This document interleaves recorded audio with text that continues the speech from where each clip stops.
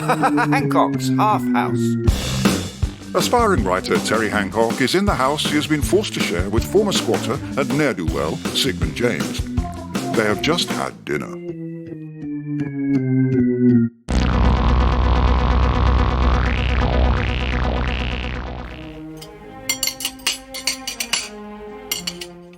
Now that was what I call a meal. Trout with quail's eggs followed by rabbit, duck and real truffles. I'm not a big meat eater, as you know, Sigmund, being environmentally aware. But I will say this for you. You are a whiz in the kitchen. Tart, the secret is not to leave it all too long in a frying pan, and don't go too heavy on the old HP. You are a gastronomic Leonardo da Vinci. The pan is your brush, the plate your canvas. I learnt how to cook when I was inside. Inside? Yeah, inside my mum's kitchen. Never out of there I was when I was a child. She gave me all her recipes. Have you ever thought of putting them in a book? Run a book on my recipes? Oh, I see. Nah, I'll leave the writing to you and J.K. Rowling. I can't string words together for love nor, hang on, what was it? Yes, I see, Sigmund. What's for pudding? East Cheam Mess.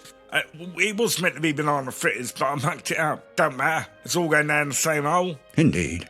Look, I hate to cast a shadow over an otherwise enjoyable nosh, but there is something bothering me. Where did all this posh grub come from? Because if it all came from the corner shop, they have definitely upped their game. I got it from a mate of mine. I thought so. We've spent the last hour guzzling stolen goods. No, my mate Poacher Pete, he's got connections up at Bullstock House. That big one about 15 miles away with the enormous estate? Yeah, every few years I have to cull some of the wildlife. Really? Yeah, he's invited me up there this weekend to help out. You're going to be let loose with a shotgun? Nah, a fishing rod. The Aristo's have got a trout farm and the fish need culling. Oddly enough, I can just see you as a fisherman spending the old day luring beautiful but defenceless creatures to their doom. Defenceless? Don't kid yourself. Some of those fish are as cunning as foxes, and they ain't small. You relax for a second and whoomph, they could pull you under. And do what exactly? They're not piranha, Sig, they're trout. The most they could do is give you a nasty suck. It's the age-old contest between man and beast. Yeah, and about as fair as a rigged roulette wheel and a rest home for the blind. It takes skill. It takes a broom handle, a clothesline, and a bent paperclip. And anyway, I disapprove of fishing on ethical grounds. I'm opposed to causing pain to any sentient being. I meditate on that every day. Meditate? You mean lying in bed dozing until you're so desperate for the Kazi you have to get up? I'll have you know I'm spiritual. It's like religious, but you cover all the bets at the same time and you don't have to go to church. But it means I avoid eating meat. Unless it's put in front of you on a plate. Well, yes. Then I respect the suffering of the poor creature by stuffing your face with it. Look, I don't care how you spin it. Fishing is cruel. No, half as cruel as what those trout do to each other when they get overcrowded. They rip each other to pieces to get to the seaweed. Seaweed? In a trout lake? Well, whatever they eat. My point is, catching them is doing them a favour. If they weren't caught, they'd start eating each other. It'd be a bloodbath. So fishing that lake is actually good for them and the environment, see? Well, I'd never thought of it like that. Yes, well, I suppose you could be right. Of course I am. Anyway, it's all by the by. You couldn't do it. Do what? Catch a fish. You couldn't do it. Have you gone stark raving bonkers? What's so hard about sitting on some grass all day watching something with a brain the size of a peanut impale itself on a pointy bit of metal that couldn't look more dangerous if it had a skull and crossbones painted on it? It's hardly programming the Mars rover or writing a symphony. All right, prove it. Come with me Saturday. I refuse to waste my time. You're scared you'll lose. How dare you? Take that back. No, I reckon you can't fish. Don't be ridiculous. Anyone can fish. Prove it. This Saturday, I bet you won't catch a single one. 50 nicker. 50 nicker?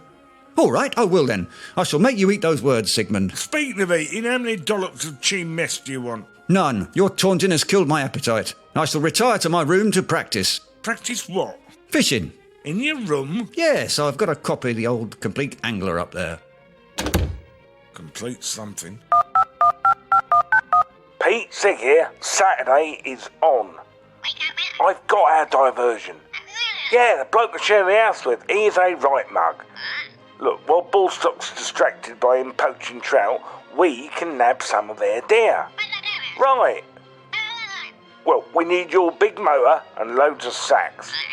And make sure you bring the keys for the gate you kept when they sacked you 2 years ago. And your posh voice is going to come in very handy, because Saturday, mate, Hancock's going to think you're Lord Bullstock himself.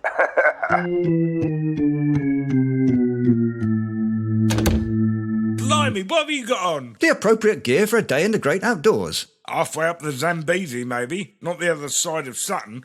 What's with the mosquito net? It is common knowledge mozzies hang around water, and for some reason they find me very tasty, so I'm not taking any chances. And before you comment, that is why I've pulled me socks up and tucked me shorts into them. And the tweed hat? One has to have standards. When one is visiting a lord's estate, one must make the effort to look like a country gentleman. I mean, what if one met one? One what? Ballstock, what if one met him? One must look right. I'd fit right in with that lot. After all, I have got the nose for it. Yeah, brown. Come on then, let's go. The aristocracy are early risers. Hang on, where's your gear? Rod, bait box, that sort of stuff. I assumed I could borrow all that from you. You've got enough by the look of it. Borrow? Borrow? You can buy or hire it, mate. £100 for all your gear for the day. What do I get for that? A rod, reel, line and float. Oh, and here's your bait. A worm? It's a maggot. Oh, don't I get the old box? Austerity, Hancock. It's extra if you want another one. What do I do if a fish swallows it? Simple. Hold it upside down and bash it on the bonds till it coughs it back up. Now come outside and help me load up the car. A Range Rover. Oh, good thinking. One needs a shooting break for a day's field sports with the chums from the old school. Whatever. Chuck the gear in the back. We'll be late. We don't want to keep Lord Ballstock waiting, do we? I'm coming. Just one thing. What? Is this cravat straight?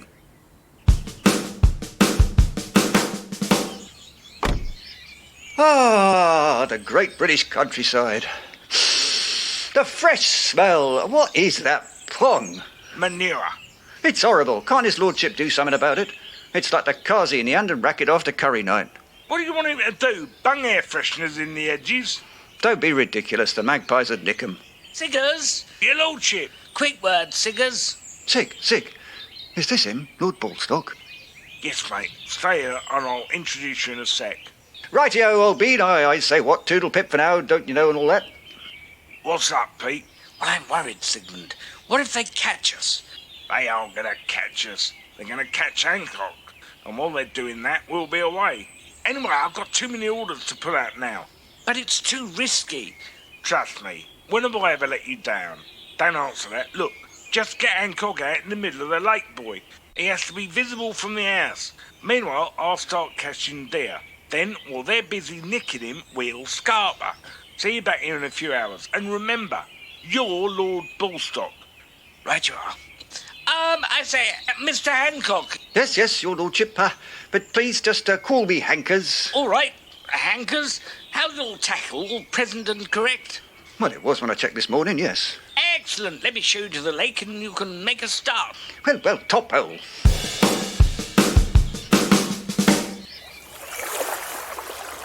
Here we are.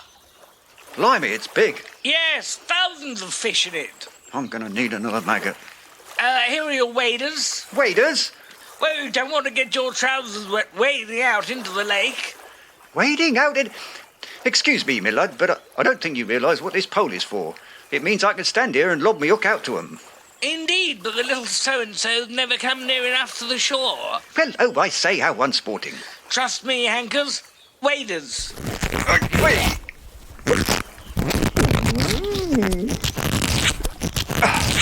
Right, have I got these waders the right way round? Perfect. But they are about 4 sizes too long. Look, they're almost up to my armpits. I mean, how am I supposed to... Because often, when I'm in water, I can feel the need... Stiff upper lip, Hankers. It's not my lip I'm worried about. Chop, chop. Don't worry, the middle of the lake isn't too deep. Well, maybe not now, but what about when the tide comes in? All right, sir, I'm going. But if it starts raining and the water level gets anywhere near my chin, I am calling the lifeboat. Trust me, Hankers. To the middle of the lake with you. Very well, Lord Ballstock. Or may one call you Ballers? One would rather one didn't. That's the way, you great idiot. Right out to the centre. Nice and visible. Let them see you from up the big house. Is this far enough, do you think? Oh, that should be perfect. Oh, wacko.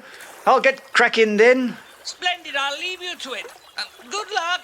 I'll go and help Siggers. Come on then, fishy wishes. Come to Uncle Terry. 50 nicker.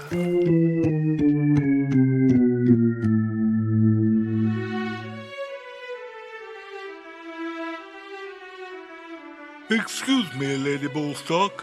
Oh, Arthur. I was lost in memories of my dead husband. This is his favourite tune.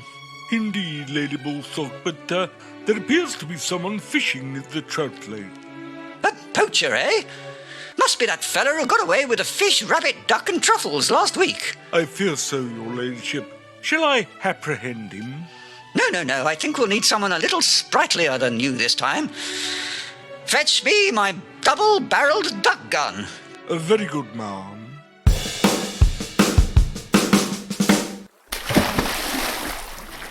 Number 6. This is easy. I don't understand what Sig was making a fuss about. This lot are jumping onto me hook. Now, where can I put number 6? My pockets are all full. I should have brought a bag. Oh, well. Sorry about this, but down my waders you go. Whoa, whoa, whoa! So, whoa! Stop wriggling. Number 6. Oh, come on, little dear. Number 11. Now stop wriggling in there, you little perishers. You'll have me over. Oh!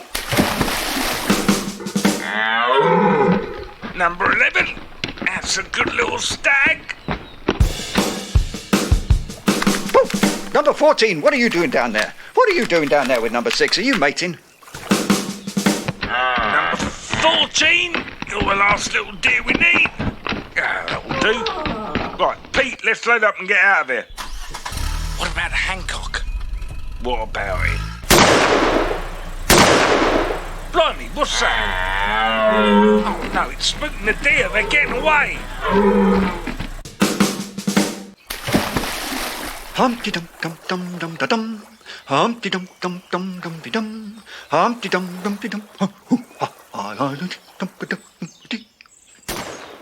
Hang on. That sounds a bit like a shotgun. I didn't think my singing was that bad. I say, you there in the lake. What are you up to? Well, it's hard to tell. They won't stay still long enough for me to count them. I mean, what do you think you're doing? What does it look like I'm doing, madam? Waiting for the next bus? I'm fishing. You don't have permission. But it was his lordship who gave me permission. He told me to come out here and start. His lordship?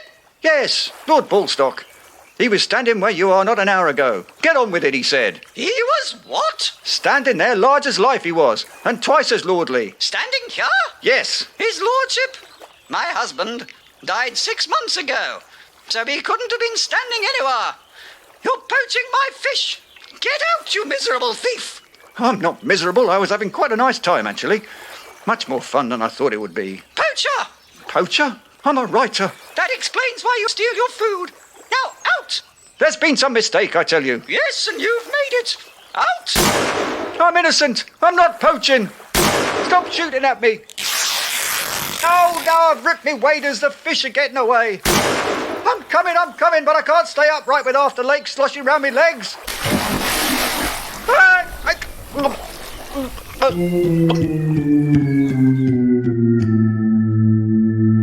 3 hours later, there is a very big puddle on the living room floor of 23 Railway Guttings, East Cheam. Standing in the middle of it is a partially dissolved Terence Hancock.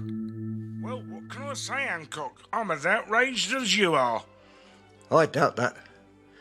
Lady Macbeth only let me go because all the evidence had swum away through a hole in my trousers.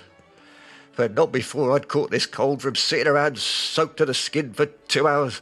Tut. Imagine that. Pete, a con man. Yes, and isn't it odd that he's a friend of yours, Sigmund James? I won't forget this. You've queered my pitch with high society. Even when I write my bestseller, I'll never get invited to the right places now. Unless maybe I tell Lady Bullstock, who really has been poaching all her game the last few weeks. Now, look, Hancock, let me make it up to you. Why don't I fix you up some grub? How about some rabbit? A pheasant? Nice quail's egg? I am not consuming any more bent nosh. This stuff isn't bent. Came straight from the shop in the corner. I've sold it to them. Well, no thank you, Sig. I don't think I'll bother. How about a sandwich? Come on, you must be hungry. Oh, go on then. Right, here you are. This is very nice, Sigmund. What is it? Swan.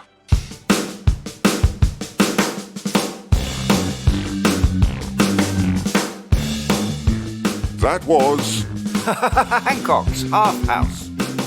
The Compleat Hancock was written, performed and produced by Spike Breakwell and Simon Hardiman, with original music by Simon Hardiman.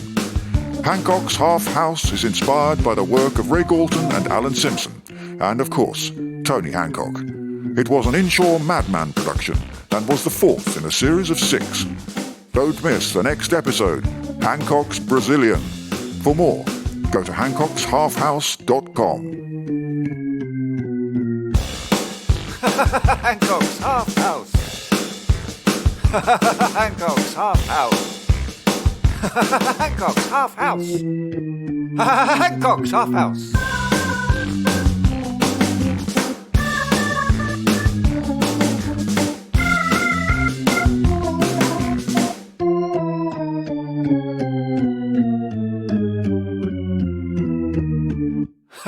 Hancock's Half House.